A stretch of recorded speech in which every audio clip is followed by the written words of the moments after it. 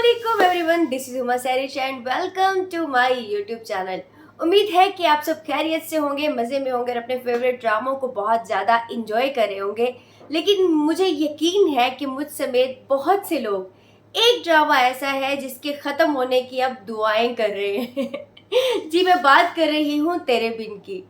तेरे बिन एक ऐसा ड्रामा था जिसमें मीरब और मुर्तसिम के चार्म ने, उनकी केमिस्ट्री ने सबको स्क्रीन से जोड़ दिया और सब चाहते थे कि यार कब आएगा ये ड्रामा और कब हम इसको देखेंगे, और बहुत ज़्यादा एंजॉय कर रहे थे।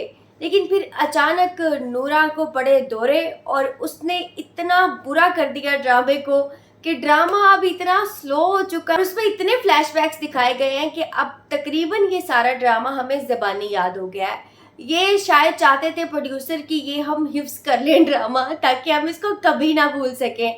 ये एक ऐसी गलती बना दी गई है जिसका कोई सिरा मिल ही नहीं रहा। इसी के लिए कहा गया है कि ये सब क्या देखना पड़ रहा है। अच्छा है मैं अंधा हूँ। तो जी, बात कर लेते हैं 55 और 56 एपिसोड की। मुझे इस बात का बहुत ज़्यादा अंदेशा है कि ये ना हो कि ये सेंचुरी क्रॉस कर दें हमें फ्लैशबैक्स दिखा दिखा के। लेकिन कहानी अब किस तरफ जा रही है? मुर्तसिम तो जी पिछले एपिसोड में बता रहा था बख्तू अंकल को कि वो इश्क में मुब्तला है मीरब के। तो जो लोग इश्क में होते हैं उनको तो किसी चीज़ का ख्याल होता ही नहीं है। ये अचानक से मुर्तसिम को हया से शादी करने का ख्याल कैसे आ गया? अच्छा जी, हया के रिश्ते आ रहे हैं और माँ बेगम उसके रिश्ते देख रही हैं।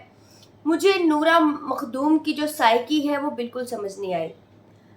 उसने जिसको हीरो बनाया था उसको हीरो नहीं रहने दिया, बिल्कुल ज़ीरो पे ले आई। उसने जिसको हीरोइन बनाया था उसको हीरोइन नहीं रहने दिया। वो अपनी ज़िंदगी की और दूसरों की ज़िंदगियों की दुश्मन निकली और सब उसकी वजह से सफ़र कर रहे हैं। जो नेगेटिव कैरेक्टर था उसका क्या बना जी? हया, मैं तो ये सोचती थी कि यार इतने एक्सट्रीम इसने कदम उठाए हैं तो इसका तो अंजाम इतना बुरा करेंगे ना। जैसे ही मीरब निकली है उसके बाद अब हया की बारी आएगी और हया को घर से बाहर करेंगे। लेकिन ऐसा कुछ भी नहीं हुआ यार। उसके काले जादू माफ़ हुए, उसने इतनी बुरी हरकतें की उसकी माफ़ हुई। आखिरकार उसने जो आखिरी हरबा आजमाया वो जाके मुर्तसिम को उसने पीछे से गले लगा लिया। ये कितनी बड़ी बात थी जिसका मुर्तसिम ने उससे जवाब नहीं मांगा आज तक। और मुर्तसिम ने उसको यही कहा कि अगर इसके पीछे तुम्हारा हाथ निकला तो मैं तुम्हें माफ नहीं करूंगा। तो क्या मुर्तसिम को इस बात का अंदाजा नहीं हुआ कि हया के तो दोनों हाथ उसके पीछे थे और मीरब को निकलवाने के पीछे भी सबसे बड़ा हाथ हया का ही है। लेकिन नहीं जी, हया बहुत मासूम बन गई। ये सब नूरा मखदूम की मेहरबानियां हैं कि उन्होंने अपने ही कैरेक्टर्स को पहले बनाया और उनको फिर ऐसा बिगाड़ा कि खुद समझ नहीं आ रहा कि यार कहाँ से किसको पकड़ना है। इतना बड़ा आपने एक हीरो बनाया जो इतना पावरफुल है, जो लोगों की पंचायतें करता है और लोगों की ज़िंदगियों के फैसले करता है। आज उसकी अपनी ज़िंदगी एक ऐसी जगह पे आकर अटक गई है जहाँ से वो निकल ही नहीं पा रहा। तो जी, अब दिखाया ये कि मुर्तसिम हया को कन्विंस करना चाहता है कि जी जो तुम्हारा रिश्ता आया है उस पर तुम राज़ी हो जाओ। यार ये सीन थोड़ा सा इंटेंस होना चाहिए था। मतलब वो डाइनिंग टेबल पे बैठे हुए हैं, दोनों आपस में बड़ी लाइट मोड में बातें कर रहे हैं और वो कह रही कि मैंने तुम्हारे लिए ये किया, मैंने तुम्हारा इंतज़ार किया, और भी तुम कुछ चाहते हो तो मैं वो भी तुम्हारे लिए कर देती हूँ जिस चीज़ की कमी रह गई हो। तो मुर्तसिम कहता है नहीं जी, मुझे तुमसे कुछ नहीं चाहिए, और इतनी सी देर में वो कन्विंस हो जाता है। जो इतने सालों में, मतलब बचपन से वो साथ रही, उस टाइम में कन्विंस नहीं हुआ, जो उसकी मोहब्बत की शिद्दत को देख के कन्विंस नहीं हुआ, किसी भी चीज़ से कन्विंस नहीं हुआ, वो अचानक से कन्विंस हो जाता है। यहाँ पे ये होना चाहिए था कि हया आखिरकार हार के ना उसके पैरों में गिर जाती या बहुत ज़्यादा रोती धाड़े मारती कि मैं तुम्हारे बगैर ज़िंदगी नहीं गुजार सकती। मैंने पहले मीरब को देखा, मैंने तुम्हारे हर गुस्से को, चीज़ों को बर्दाश्त किया, लेकिन अभी भी तुम्हें मेरी मोहब्बत नज़र नहीं आती। मतलब इतना इंटेंस कर देते हैं इस सीन को कि मुर्तसिम इतनी मुश्किल से इस बात पे राज़ी हुआ है। आखिर में हया ये भी कह देती कि मीरब ने तुम्हारे साथ इतना बुरा किया, तुम्हें तुम्हारी मोहब्बत नहीं मिली तो तुम इतना ही कर लो कि मुझे मेरी मोहब्बत दे दो। मतलब ये एक पावरफुल सेंटेंस था जिसके बाद मुर्तसिम को राज़ी होना चाहिए था। कि यार सही कह रही है वो कि मुझे मेरी मोहब्बत नहीं मिली, चलो उसकी मोहब्बत मैं हूँ तो मैं इस बात पे राज़ी हो जाऊँ, मैं हार मान लूँ इस जगह पे आके। लेकिन ऐसा कुछ नहीं था। डाइनिंग टेबल पे एक लाइट मोड में एक सीन किया गया और उसके बाद मुर्तसिम राज़ी हो गया। उसने आके माँ बेगम को कह दिया कि जी मैं तैयार हूँ शादी के लिए और मैं हया से शादी करूँगा। अब जी तकरीब शुरू हो गई है। मुझे लगा कि शादी है, लेकिन वो मंगनी की तकरीब थी। मंगनी पहले अदवार में या अभी भी करने की वजह क्या होती है कि जी मंगनी कर लें, अभी हमारा बच्चा पढ़ लिख रहा है, अभी इसकी जॉब होनी है, बच्ची भी यहाँ पे पढ़ रही है, लेकिन हम चाहते हैं कि एक नाम से मंसूब हो जाए, पता हो कि इसने इसी घर में आना है, इसको मांग के ले आते हैं। तो मंगनी की यहाँ पे लॉजिक ही समझ नहीं आई। मतलब तेरे बिन में वैसे ही कोई लॉजिक नहीं है तो मंगनी की भी कोई लॉजिक नहीं थी। डायरेक्ट शादी करनी चाहिए थी उनको, लेकिन नहीं, अब ऑडियंस को मजीद टॉर्चर देना है। जो आपके फैन है आपने उनको मजीद सताना है, मछली की तरह तड़पते आप लोगों को नजर आए तभी आप खुश होते हैं।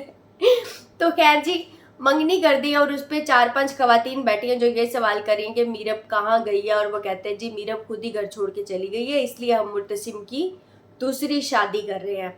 अब जी चिल पापा को आखिरकार गैरत आ ही गई है। चिल पापा ने बचपन में भी मीरब को अपने पास नहीं रखा और जवानी में भी उसका कोई ख्याल नहीं रखा, लेकिन आजकल चिल पापा बीमार भी हैं और परेशान भी हैं।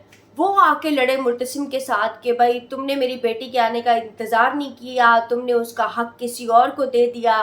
और माँ बेगम से भी वो लड़े कि मैंने तो इसको अपना वारिस समझा था, मैंने आपकी हर बात मानी थी और आपने ये क्या कर दिया।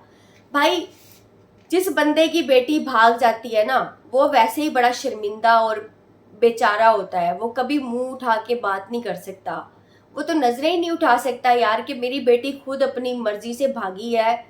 या तो वो कोई होता ना कि तुम लोगों ने उसको घर से निकाला है, मुर्तसिम ने उसको धक्के मार के घर से निकाल दिया, तब उसका इतना एग्रेशन बनता था। भाई जाके ढूंढो उसको, अगर नहीं मिल रही तो फिर आखिर क्या मूव ऑन नहीं करना मुर्तसिम ने।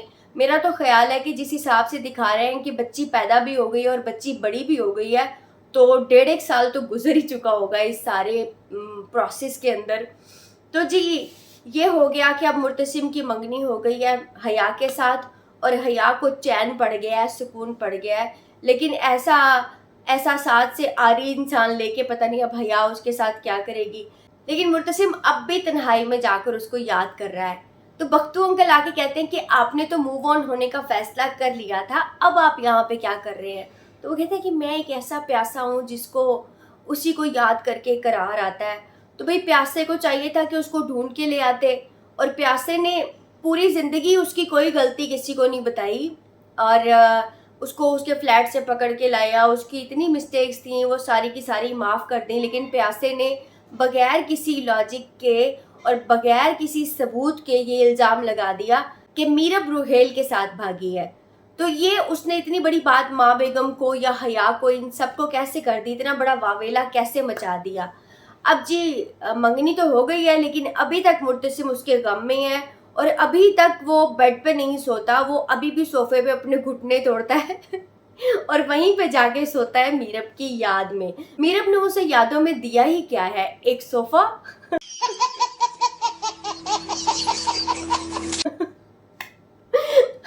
तो जी उसी सोफे पे वो सोता है और वहीं पे वो अपनी ज़िंदगी पूरी गुजारना चाहता है।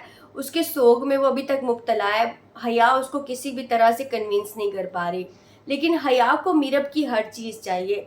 अब शादी की तैयारियां शुरू हो गई हैं और हया कहती है कि जी कोई जेवर मैच नहीं कर रहा, मुझे वो जेवर चाहिए जो मीरब के पास था। तो वहां पे आके मुर्तसिम क्या कहता है, मुर्तसिम कहता है नहीं, वो जेवर मीरब की अमानत है।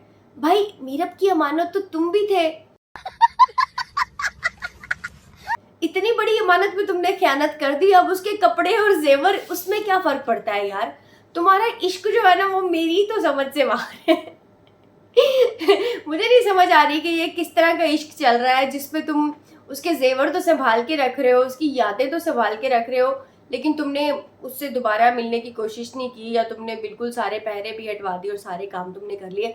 सहेली मीरब की वापस आ गई है और वो आके कहती है कि यार मीरब कहाँ गई, ना वो कभी मिलने आई। मुलाजिम ने सहेली को बता दिया कि उसके पापा का इंतकाल हो गया था, लेकिन मीरब को नहीं बताया था मुलाजिम ने।